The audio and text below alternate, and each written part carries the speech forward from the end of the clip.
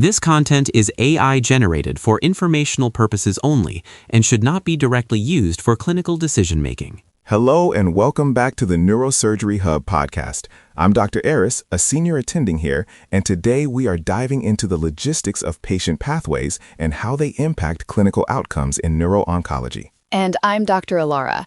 Today we're looking at a fascinating new study from the journal Neurologia medico-chirurgica, published in 2026. It's a retrospective analysis of a real-world healthcare claims database in Japan, focusing on the association between early diagnosis, surgery, and prognosis in patients with high-grade glioma. This is a critical topic, Alara. We know that with high-grade gliomas, especially glioblastoma, the clock is always ticking. The prognosis is historically poor. And as surgeons, we often wonder if the pre-hospital or pre-surgical phase is where we are losing precious time. Exactly. The researchers utilized the Japan Medical Data Center Claims Database, looking at 540 patients. To ensure they were truly capturing high-grade gliomas, they used a specific filter. Patients had to have a code for C71, which is a malignant neoplasm of the brain, and they had to have received the triple threat of treatment: surgery, radiotherapy, and temozolomide. That's a smart way to define the cohort in a claims database, essentially identifying those undergoing the STUP protocol. What did the demographics look like? It was a relatively young cohort for HGG. The median age was 54, and about 71% of patients were under 60. About 63% were male. What's really interesting is where these patients went first.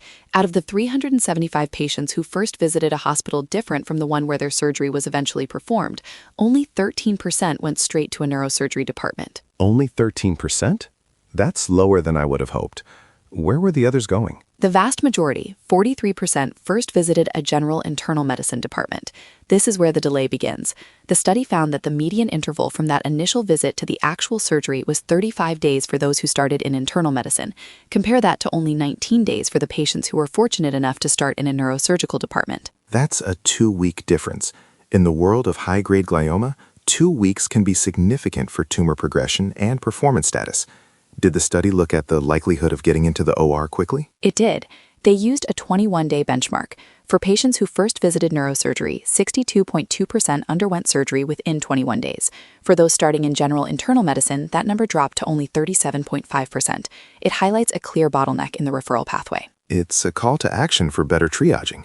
But the real question for our listeners, the residents and attendings, is, does this delay actually change the survival outcome? That's the most provocative part of the data. When they looked at 3-year overall survival rates, they found a numerical difference. Patients who first visited a neurosurgery department had a 3-year survival rate of 72.7%.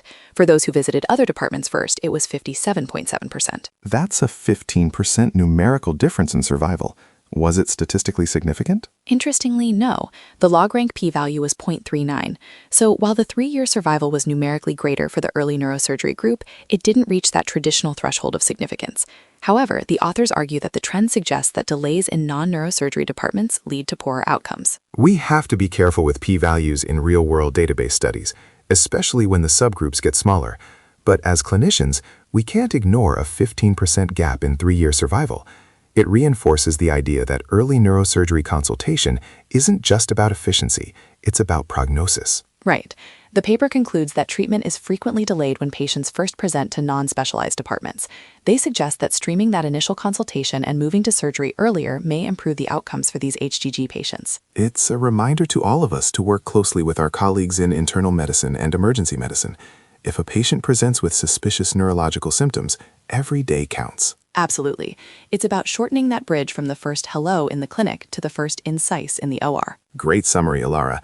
That's all the time we have for today. To our listeners, keep an eye on those referral patterns. We'll see you next time on the Neurosurgery Hub podcast.